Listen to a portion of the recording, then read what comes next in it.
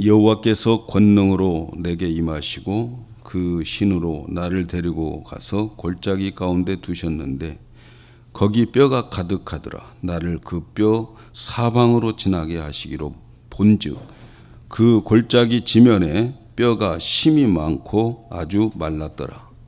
그가 내게 이르시되 인자야 이 뼈들이 능히 살겠느냐 하시기로 내가 대답하되 주 여호와여 주께서 아시나이다.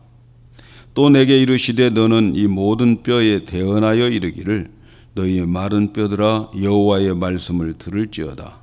주 여호와께서 이 뼈들에게 말씀하시기를 내가 생기로 너희에게 들어가게 하리니 너희가 살리라. 너희 위에 힘줄을 두고 살을 입히고 가죽으로 덮고 너희 속에 생기를 두리니 너희가 살리라. 또 나를 여호와인 줄 알리라 하셨다 하라. 이에 내가 명을 쫓아 대언하니 대언할 때에 소리가 나고 움직이더니 이 뼈 저 뼈가 들어맞아서 뼈들이 서로 연락하더라. 내가 또 보니 그 뼈에 힘줄이 생기고 살이 오르며 그 위에 가죽이 덮이나 그 속에는 생기는 없더라. 또 내게 이르시되 인자야 너는 생기를 향하여 대언하라. 생기에게 대언하여 이르기를 주 여호와의 말씀이 생기야 사방에서부터 와서 이 사망을 당한 자에게 불어서 살게 하라 하셨다 하라. 이에 내가 그 명대로 대언하였더니 생기가 그들에게 들어가매 그들이 곧 살아 일어나서 서는데 큰 군대더라. 아멘. 할렐루야. 오늘은 제목을 부흥이 어떻게 오는가. 부흥에 대해서 올해는 좀 사모하고 기도하는 그러한 우리 모두가 되었으면 좋겠습니다. 오늘날 많은 사람들이 말하는 부흥, 이것은 물질적이고 물량적인 부흥을 말합니다. 그러나 여러분, 우리가 말하는 부흥은 그런 숫자적이고 덩어리가 커지는 그런 부흥을 성경에서는 부흥이라고 말하지 않습니다. 부흥이라고 하는 것은 하나님의 임재를 말합니다. 하나님이 나타나시는 것, 하나님이 나타나셔서 역사하시는 것, 이것을 부흥이라 이렇게 말합니다. 그래서 하나님이 계셔서 역사하시고 하나님의 뜻이 이루어지고 하나님의 역사가 일어나면 살아나는 놀라운 역사가 있게 되는 겁니다. 하나님이 함께 하시는 개인이나 또 공동체는 언제나 하나님의 놀라운 능력과 기적과 또 살아나는 역사가 있게 됩니다. 그래서 하나님께서 함께 해주는 삶이 천국이고 축복이고 또 하나님께서 함께 해주시는 것이 부흥입니다. 믿음의 조상들을 다 보면은 다 그랬습니다. 하나님이 함께 해주는 그러한 사람들이었어요. 아브라함이 그랬고 또 야곱이 그랬고 이삭도 그랬고 다 하나님이 함께 해주는 삶을 살았습니다. 그래서 그들이 어느 곳에 가든지 그들은 하나님이 함께 해주셔서 하나님과 함께 살아가는 그런 역사가 바로 부흥의 역사입니다. 하나님이 나타남이 가장 많이 있는 곳이 성전입니다. 교회, 하나님의 역사가 가장 많이 나타나고 하나님의 임재가 나타나는 곳입니다. 그래서 하나님의 백성들은 성전에서 하나님을 경험하면서 하나님의 놀라운 축복을 받았습니다. 그런데 예루살렘 성전에 하나님이 떠납니다. 하나님의 임재가 사라져 버립니다. 그 이유를 먼저 우리는 알아야 되겠습니다. 그 이유를 에스겔서에서는 이렇게 말합니다. 에스겔서 8장 5절에 그가 내게 이르시되 인자야 이제 너는 눈을 들어 북편을 바라보라 하시기로 내가 눈을 들어 북편을 바라보니 제단문 어귀 북편에 그 투기의 우상이 있더라. 그가 또 내게 이르시되 인자야 이스라엘 족속에 행하는 일을 보느냐?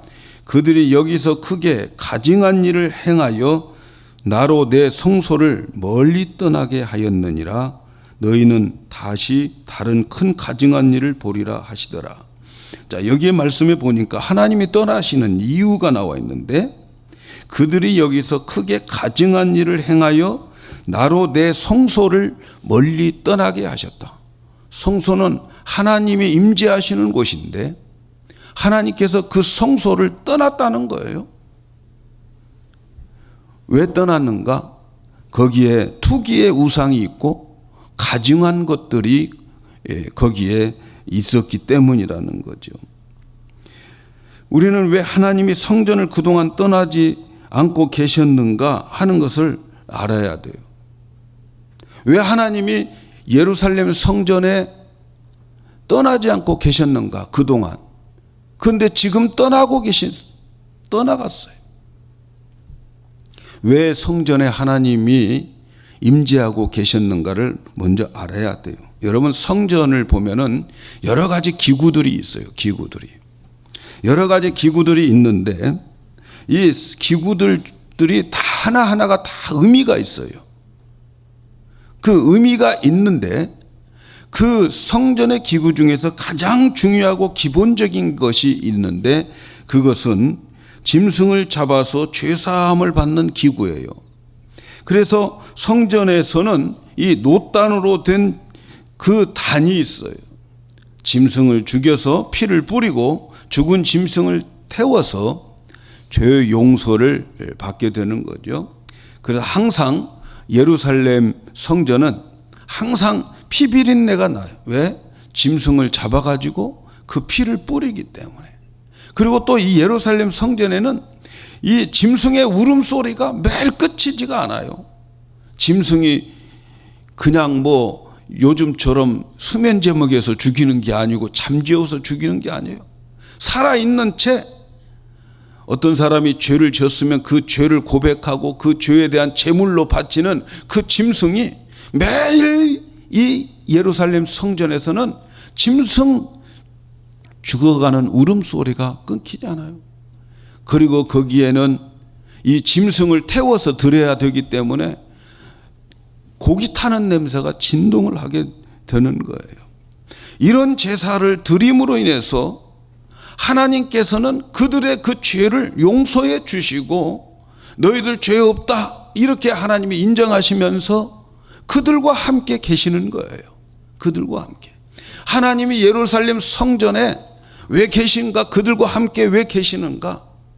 거기에는 죄사함을 받은 사람들이 있기 때문에 하나님 앞에서 죄 용서함을 받은 사람들이 그곳에 있기 때문에 하나님은 거기에 계셔요. 거룩한 하나님은 죄인들과 함께 있을 수가 없어요.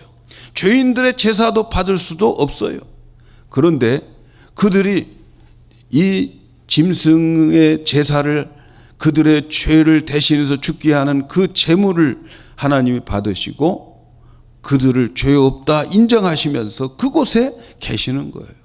하나님이 임재하시는 그곳은 반드시 이러한 피의 제사가 있기 때문에 거기에 하나님이 계시는 거예요. 그런데 이스라엘 백성들이 그런 제사를 드림으로 인해서 죄 사함을 받고 그리고 하나님의 축복을 받아요. 그래서 이스라엘 백성들은 어느 백성들보다 하나님이 주시는 그러한 축복을 많이 받고 누리면서 살아요. 옛날이나 지금이나 돈이 있으면 여행도 하고 자식들 유학도 보내고 그러는 거예요. 그래서 이 이스라엘 사람들이 돈이 많아지고 또 여유가 생기고 그러니까 여행도 하고 자식 유학도 시키고 이러면서 다른 나라의 문화들을 이렇게 접하는 거예요. 그 다른 나라에 가서 보니까 이 나라는 성전이 그들이 섬기는 신들이 아주 세련되고 또 그들이 섬기는 그 제사 지내는 것도 자기들과 같지 않고 노래도 있고 춤도 있고 또 이 사람을 흥분시키는 그러한 일들이 많이 생기게 된단 말이죠. 그래서 보니까 우리가 드려지는 제사는 맨날 짐승 소리, 피 비린내 그리고 짐승 태우는 그러한 냄새들로 가득 차 있어요. 그런데 이들을 보니까 좀 세련된 제사를 드리고 있어요. 그들이 드리는 제사가 더 재밌고 세련되고 매혹적이더란 말이죠. 그래서 그 사람들이 우리 성전에 이 제사 제도를 좀 도입하자 이렇게 해서 그 성전에 없어야 할 이방의 우상들을 들여보내는 거죠. 그것을 오늘 성경에 투기의 우상이다. 투기의 우상은 뭡니까? 하나님이 투기하는 우상이에요. 하나님이 싫어하는 우상을 갖다 놔요. 성전에 하나님보다 더 좋아하는 것, 다른 신을 갖다 놔요. 다른 방법으로 예배를 드리는 거예요. 그래서 이스라엘 백성들이 결국은 어떻게 되어집니까? 그들이 이 제사를 싫어하고 투기의 우상을 갖다 놓음으로 인하여서 피비린내가 나는 거 싫어하는 그들을 하나님 떠나버립니다. 그래서 하나님이 떠나고 하나님의 진노가 예루살렘에 부어지고 결국 성전의 행세를 못하니까 유다가 망해버려요. 전 세계가 사실은 예루살렘의 성전 하나밖에 없는데 그 성전에서 성전 노릇 제대로 못함으로 모든 나라가 재앙을 받고 그 나라는 물론 다 재앙을 받는 거예요.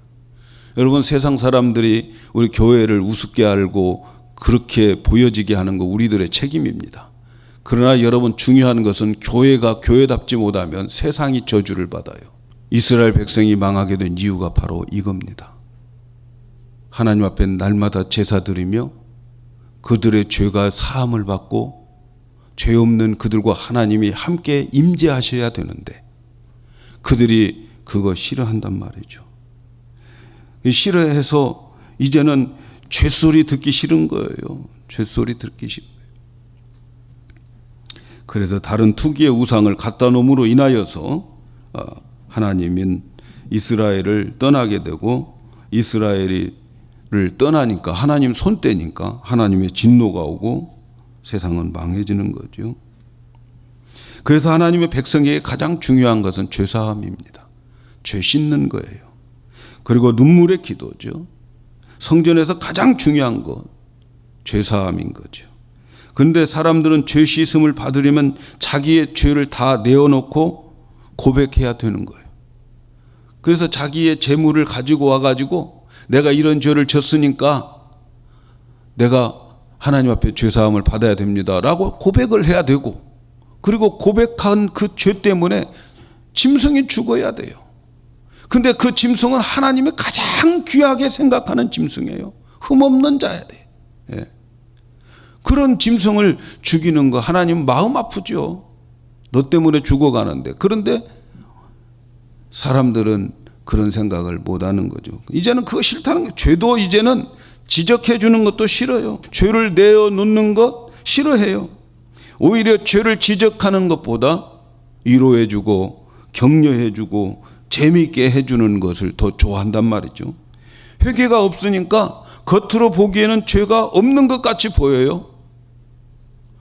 오늘 여러분 예배 드리면서 우리 자신이 회개가 없고 다 일일이 자기 죄목을 내어놓고 짐승과 바꾸고 짐승의 목숨과 바꾸고 이렇게 하면 우리 이런 죄를 졌구나 하고 예배를 드리는데, 그런 게 없으니까 다 앉아있으면 죄 없이 거룩하게 산 사람처럼 앉아있고 예배를 드리고 있단 말이죠. 그러니까 자기도 모르게 성전에서 살아가는 사람들의 삶이 죄가 자꾸 덮여지고 덮여지는 거예요. 그래서 결과적으로 유다의 예루살렘 모두가 다 완전히 다 망해버리는 거죠. 죄 사함을 받지 못하고 회개함이 없이 죄가 머물러 있기 때문에 하나님이 떠나버린 거예요. 여러분, 하나님이 떠나버리는 모든 무너진 교회들은 다 이것 때문에 떠나는 거예요. 이러한 현상이 영국 교회도 있었고 미국 교회도 있었던 거죠. 이제 한국 교회도 오고 있어요. 미국에도 옛날에는 놀라운 부흥이 있었잖아요. 1700년도에 우리 이 예배당을 지었던 그때는 놀라운 부흥의 역사가 있었어요. 그런데 왜 하나님이 떠나셨어요? 교회가 텅텅 비어져 가고 있잖아요. 교회가 텅텅 비어져 가는 것은 하나님이 떠났기 때문에 그래요. 왜 하나님이 떠났습니까? 하나님이 싫어하는 우상이 있었어요. 교회가 하나님보다 더 귀중하게 여기는 투기의 우상들을 교회 안에 가져왔기 때문에 하나님 거기 계실 수가 없어요. 거룩한 하나님 그곳에 계실 수가 없어요. 사랑하는 여러분, 성전은 곧 교회를 말하고 교회는 바로 우리들 자신을 말하는 거예요. 성전은 항상 죄 씻음을 받는 곳이에요. 그리고 죄 씻음을 받은 자들을 하나님이 만나주고 그리고 하나님의 음성을 들려주는 곳이 성전인 거죠. 이 시간에도 여러분 하나님께 나온 우리 성전들, 교회들 다 그런 곳이죠. 그런데 오늘날 사람들이 원하는 것은 죄를 지적당하는 것이 아니라 오히려 자기의 존재를 인정받고 어렵고 힘든 삶을 살아가는 것만 격려받고 위로받으려고 원하고 있단 말이죠. 그래서 교회에서 죄를 가지고 설교하면 사람들이 싫어해요. 듣기 싫어해요. 그래서 사람들을 모으기 위해서 죄에 대한 설교는 잘 안 하고 위로의 설교만, 치유의 설교라고 해서 치유의 설교만 하고 있는 거죠. 그 오늘날 강단에 그래서 하나님 말씀보다 다른 것으로 더 가득 차 있단 말이죠. 투기의 우상으로 변해가고 있어요. 교회가 짐승 담는 소리가 나고 피비린내가 넘쳐야 한다는 거 하는 것이 무엇을 말할까요? 그것은 짐승을 잡고 피를 뿌리는 것은 예수님의 십자가의 모형이죠. 오늘날 교회가 피냄새가 나야 돼요. 예수님의 피냄새가 나야 돼요. 주의 보혈을 자꾸 구해서 나의 죄를 자꾸 들춰내서 보혈로 자꾸 씻어야 되는 거예요. 자꾸 회개해야 되는 거예요. 그 회개가 없이 거룩한 것처럼 아무 죄 없는 것처럼 앉아있고 주의 종들은 그럼에도 불구하고 위로의 설교, 치유의 설교, 용기를 주는 설교 이렇게 하다 보니까 죄는 죄대로 쌓여지고 결국은 어떻게 됩니까? 하나님이 그 사람과 함께 있을 수가 없어요. 그래서 떠나는 거예요. 하나님의 임재하시지 않습니다. 그러나 교회에 보혈이 있고 보혈의 피를 강조하고 주님의 보혈 때문에 내가 산다고, 주님의 보혈이 아니면 오늘 예배드릴 수 없습니다. 주님의 보혈이 아니면 내가 하나님께 간구할 수도 없습니다. 주의 보혈을 자꾸 찾으면 그 보혈이 강물처럼 넘쳐 흐르면 보혈로 씻음을 받으면 바로 거기에 하나님이 임재하게 되는 거예요. 그런데 그러지 못해요. 그러지 못해요. 그래서 하나님이 임재하시면 성령이 임재하시고 성령이 임재하시면 말씀이 임재하는 거예요. 그 말씀을 붙잡고 살아갈 때에 여러분 우리는 아무도 빼앗을 수 없는 그 축복을 우리가 가져요. 여러분 똑같은 돈을 벌어도 예수 믿는 사람들이 번 돈하고 믿지 않는 사람들의 번 돈하고는 틀립니다. 여러분 예수 믿고 우리가 하나님의 말씀 안에서 하나님의 임재 속에서 벌어지는 축복은 세상 누구도 뺏어갈 수가 없어요. 하나님이 지켜주십니다. 아멘들을 안 하시네. 하나님이 지켜주셔요. 여러분 믿으시기 바랍니다. 그래서 진실한 회개, 진실로 회개한 사람은 세상에 살 때에 죄를 싫어합니다. 세상에 살아가면서 죄 짓는 거 싫어해요. 그래서 하나님의 백성들은 세상에서 존경을 받게 되어 있어요. 존경받아야 됩니다. 귀하게 여김을 받아야 됩니다. 그런데 죄를 짓고 교회 와서 회개도 없이 죄 씻음도 없이 죄에 대한 아픔도 없이 그냥 아무 일 없었던 사람들처럼 예배를 드리고 강단에서는 그들에게 나와준 것만 해도 감사한데 하면서 위로해주고 격려해주고 좋은 말, 재미있는 말로 그렇게 간다면 말이죠. 그 사람 망하게 만드는 거예요. 그 속에 죄가 쌓여지고 씻김 받지 못하면 하나님 떠납니다. 그러면 망하는 거예요. 자, 이스라엘 백성은 그래서 망했어요. 그런데 하나님께서 그 망해버린 그들이 완전하게 망한 게 아니고 회복시켜 준다는 거예요. 회복시켜 주신다는 그 내용이 오늘 우리가 읽은 말씀이에요. 에스겔은 성령의 감화로 이 무너져서 포로로 되어버린 유다와 이스라엘 백성들을 하나님이 어떤 모습인가를 보여주는데 어느 골짜기에 갔더니 망해서 무너져버린 이 백성들은 하얀 뼈들만 남아있어요. 에스겔 골짜기에 보는 그 뼈들은 완전 백골이에요. 완전히 말라버렸고, 그리고 뼈도 여러분 햇빛에 놓아두면 어떻게 되면 하얗게 되어버리잖아요. 그렇게 말라버린 그것을 보게 되는 거예요. 하나님은 그곳으로 에스겔을 이끌고 가서 그곳에 가서 이제 하나님은 그들을 살리겠다는 거예요. 죽은 자를 살리는 것이 부흥이에요. 부흥은 이런 것입니다. 어떻게 부흥되는가 하는 것을 오늘 우리가 읽은 말씀에서 찾아볼 수 있어요. 자, 하나님은 에스겔에게 묻습니다. 그 백골들을 보여주면서, 인자야, 이 뼈들이 능히 살겠느냐? 인간적인 생각으로는 완전히 불가능했죠. 인간적인 생각으로는 바보 같은 질문이죠. 말도 안 되는 질문이에요. 오늘 하나님은 우리에게도 질문하십니다.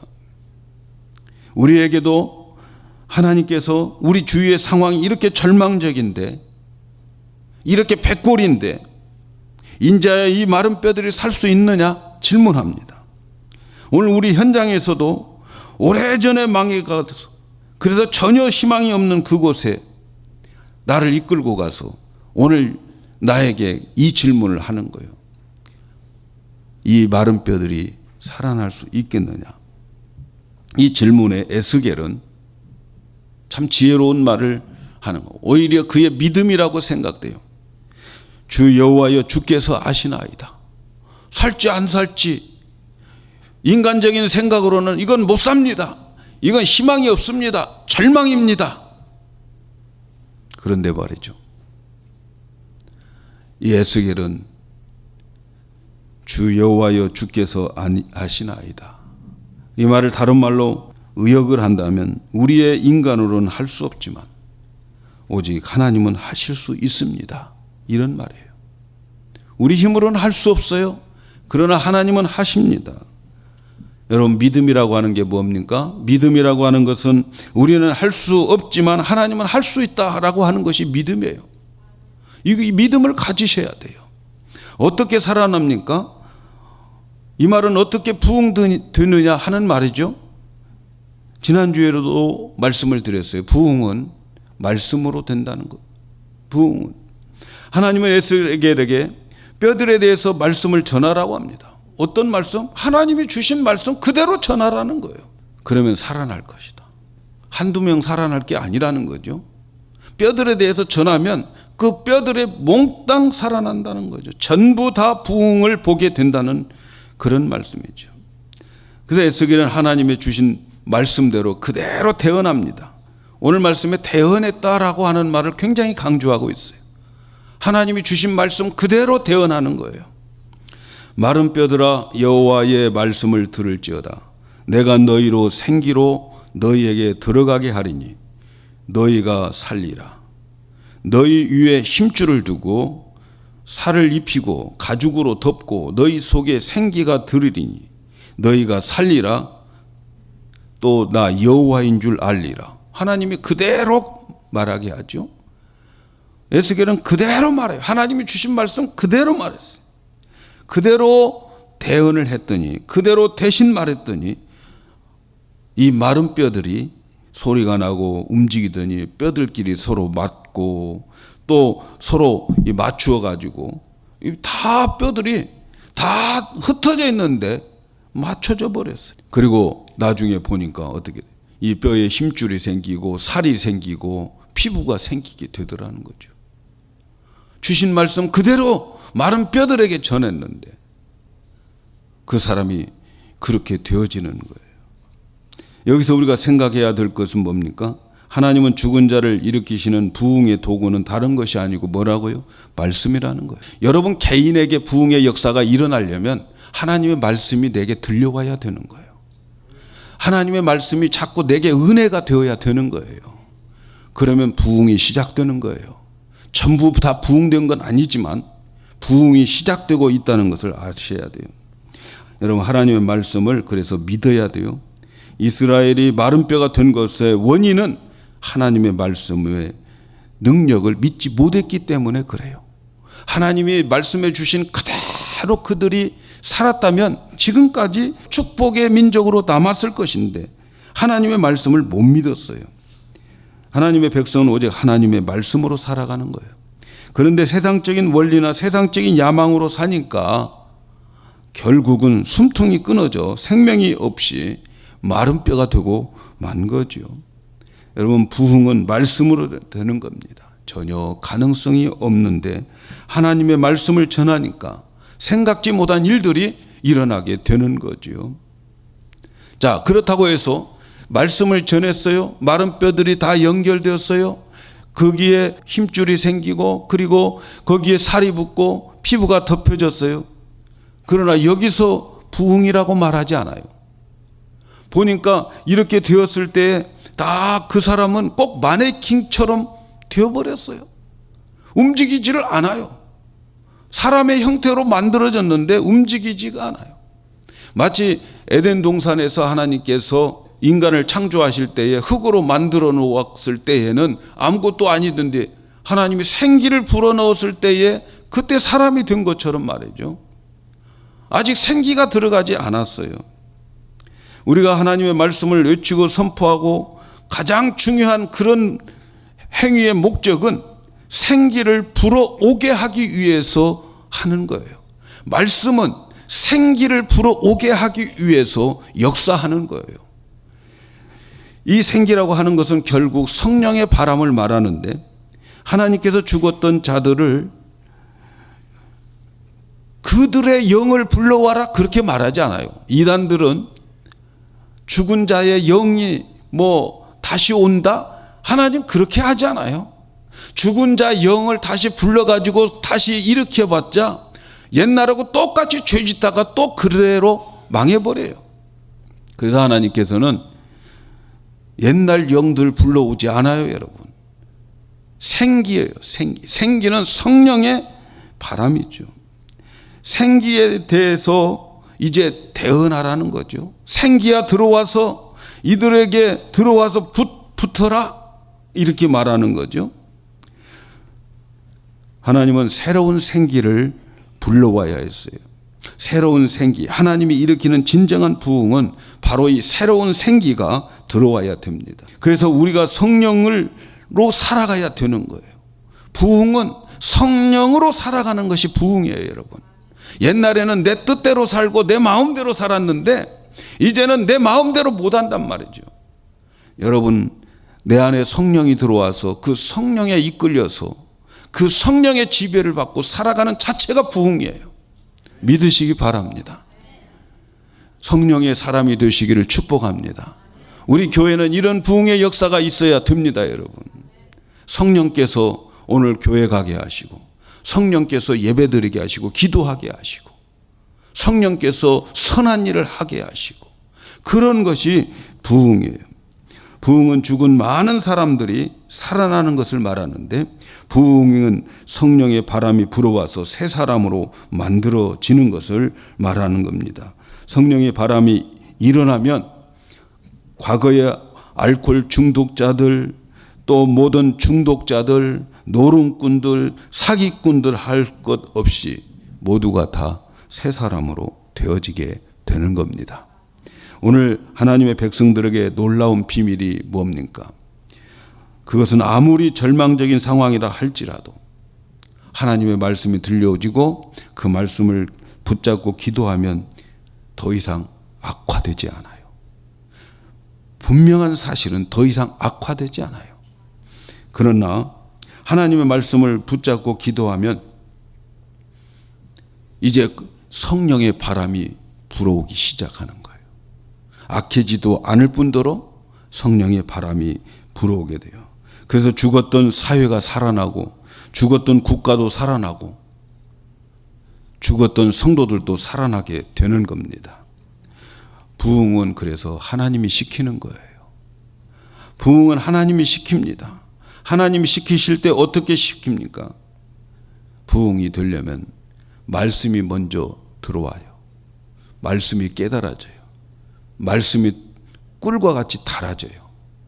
부흥의 시작입니다. 주의 종들의 하나님의 말씀을 바로 받고 전하는, 하나님이 감동 주시는 말씀을, 성령의 감동을 가감없이 전할 때에 부흥은 일어나게 되는 거예요. 여러분, 그래서 우리 교회가 부흥되기를 위해서 기도하려면 이 정 목사가 하나님으로부터 받은 말씀을 사람 눈치 보지 말고 가감없이 전할 수 있는 목사가 되게 해달라고 기도해야 되는 것입니다. 그래야 부흥의 역사가 일어나게 되는 거예요. 그리고 부흥을 이루기 위해서 우리들은 선포된 말씀을 붙잡고 성령의 바람이 일어나도록 기도해야 되는 거예요. 지난주에 우리가 부흥의 증인이 되자 이렇게 말씀을 드렸어요. 그러면 여러분, 그 말씀을 붙잡고 하나님, 나는 하나님의 증인입니다. 부흥의 증인이 되게 해주세요. 나를 통해서, 우리 영광교회를 통해서 부흥의 증인이 되게 해주세요. 이렇게 주신 말씀, 선포된 말씀을 붙잡고 기도할 때에 성령의 바람이 일어나게 되는 거예요. 에스겔에 나오는 그 해골 골짜기 부흥이 죽음의 골짜기, 절망의 골짜기, 불가능한 그런 곳이었는데 이제 부흥이 됩니다. 살아나게 돼요. 말씀을 그대로 선포해 가지고 살아나게 되고, 또 그 말씀 붙잡고 그가 이렇게 생기야 와서 이 사람을 움직이게 하라, 살아나게 하라, 그렇게 말하는 것은 말씀 가지고 외치고 기도했다는 거예요. 여러분들에게 생기가 살아나기를 위해서는, 생기가 내게 와서 나를, 성령의 바람이 내게 불게 하기 위해서는 주신 말씀 붙잡고 기도해야 되는 거예요. 그렇게 기도했더니 살아났어요. 그 살아난 역사가 에스겔 47장에 나와 있는데, 회복된 성전에서 생수가 막 성전의 문지방에서 흘러나가게 되는 거예요. 근데 처음에 흘러나가는 그 생수를 보면서 발목에 찼어요.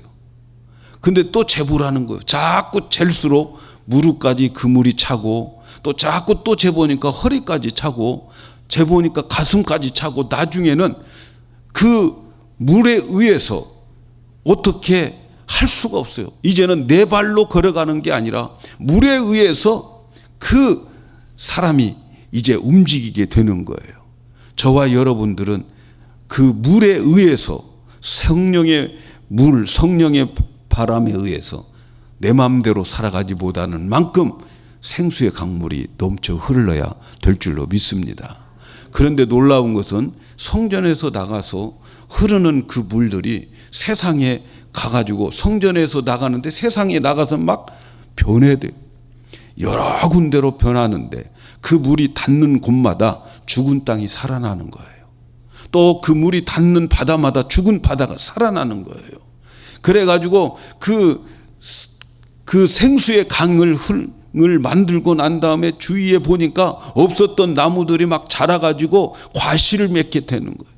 죽었던 그 바다가 살아나가지고 거기에 고기들이 언제 와서 서식하고, 그리고 그 고기 잡는 배들이, 어부들이 그 물 위에 가득 차 있는 것을 보게 됩니다. 회복된 거죠. 사랑하는 여러분, 저는 우리 교회가 그렇게 될 줄로 믿습니다. 가만히 제가 기도하면서 하나님께서 주시는 말씀, 이 환상은 바로 이 환상이었어요. 우리 영광교회를 통해서 하나님께서는 부흥하기를 원하십니다. 여러분, 이 영광교회에 우리가 우연히 와 있는 게 아니고 우리 정창수 목사님께서 이 예배당에 인내하며 여러 가지 많은 고통 가운데 여러 가지 많은 수목 가운데 이 교회를 지키고 이 예배당을 우리가 받게 되는 것은 여러분 하나님의 놀라운 하나님의 뜻이 계셔요. 이 교회는 미국의 역사고 미국의 시작입니다. 여러분 믿습니까? 여기에서 워싱턴 대통령이 예배를 드렸고 여기에서 워싱턴 대통령이 나왔고 여기에서 하나님의 축복된 나라가 시작된 것이 바로 이 교회 예배당입니다. 저는 이걸 믿습니다. 여러분과 제가 이제는 해야 할 일이 뭡니까? 우리가 해야 할 일은 바로 여기에서 마른 뼈와 같은 이 미국 땅을 이제는 살려내야 할 부흥의 증인들이 되어야 되고 부흥을 일으키는 주인공들이 되어야 되고 그런 생수가 흘러넘치는 성전이 되어야 될 줄로 믿습니다. 그래서 제가 기도하면서 이제는 그때의 그 비전을 바라보면서 처음 강단으로 올라가자. 그래서 제가 지난주에 강단 청소를 다 하고 여기를 수리하고 그리고 성전을 다시 수축하는 마음으로 이 강단에서 여기에서 여러분에게 말씀을 선포하기로 작정을 한 겁니다. 여러분 하나님의 부흥이 여기에서 시작될 줄로 믿습니다. 저는 분명히 하나님이 미국을 살리기 위해서는 우리 영광교회를 문 닫아버린 퍼스트 처치 그곳에 예배드리는 저와 여러분들을 부흥시켜가지고 그들에게 새로운 도전을 주기로 작정한 줄로 믿습니다. 그래서 여러분 우리가 해야 할 일이 있어요. 하나님의 부흥은 말씀을 통해서 옵니다. 그래서 여러분 목사님을 위해서 기도해 주셔야 될 것은 우리 목사님은 하나님이 주시는 성령의 감동을 받은 말씀을 그대로 전할 수 있도록 해주세요. 그렇게 늘 기도하셔야 됩니다. 그래서 하나님의 말씀이 선포되고 그리고 여러분들은 선포한 그 말씀을 붙잡고 기도할 때에 생기가 성령의 바람이 우리에게 일어나서 죽은 영혼들이 이제는 살아나는 역사가 있게 되고 이 강단에서 생수의 강물이 넘쳐 흘러서 가는 곳마다 살아나는 역사가 일어나게 될 줄로 믿습니다. 기대하세요. 여러분이 증인입니다. 여러분이 부흥되셔야 돼요. 그래야만 하나님은 하나님의 하나님됨을 우리를 통해서 나타나고 또 나타내기를 원하고 계십니다.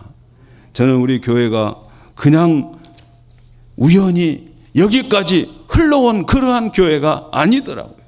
저도 제 인생을 처음부터 끝까지 지난주에는 다 한번 살펴봤어요. 내 인생을 다 요약해 보니까 결국은 하나님은 이 시간, 이 시대, 이 사명 때문에 어렸을 때부터 그렇게 살게 만드셨더라고요. 여러분 이 자리에 계신 것 그냥 우연이라고 생각하지 마세요. 역사의식을 가지고 내가 여기에 있는 것은 하나님이 우리를 통해서 아니 나를 통해서 하나님의 하나님됨을 보여주시기 위해서 이곳에 와 있다고 생각하고 그리고 믿음을 가지시고 부흥의 주인공이 다 되시기를 바랍니다. 이제 장차 여기에서 흘러나가는 그 물이 지금은 발목에 닿을지 모르지만 이제 우리가 부흥을 기다리고 부흥을 하나님의 부흥에 동참하기를 원해서 말씀 사모하고 기도할 때에 또 재볼 쓸 때 그 생수의 물이 무릎에 닿고 또 허리에 닿고 가슴에 닿고 결국은 내가 내 스스로 나를 감당할 수 없고 성령이 나를 이끌어가는 그런 삶을 사는 날이 오게 될 줄로 믿습니다. 그러면 세상은 살아납니다. 그러면 미국 땅은 살아납니다. 여러분 미국 땅은 망하지 않아요. 미국 땅 하나님의 말씀으로 세워진 이 땅은 절대로 망하지 않는 확신을 가지시기를 바랍니다. 그 망하지 않고 그를 일으킬 수 있는 것은 바로 저와 여러분이 부흥의 주인공이 되어야 돼요. 부흥은 말씀으로 그리고 성령으로 되어지고 더 나아가서 날마다 회개할 때에 하나님은 우리 교회에 임하게 되십니다. 이런 부흥의 주인공이 우리 모두가 다 될 줄로 믿습니다. 기도하겠어요.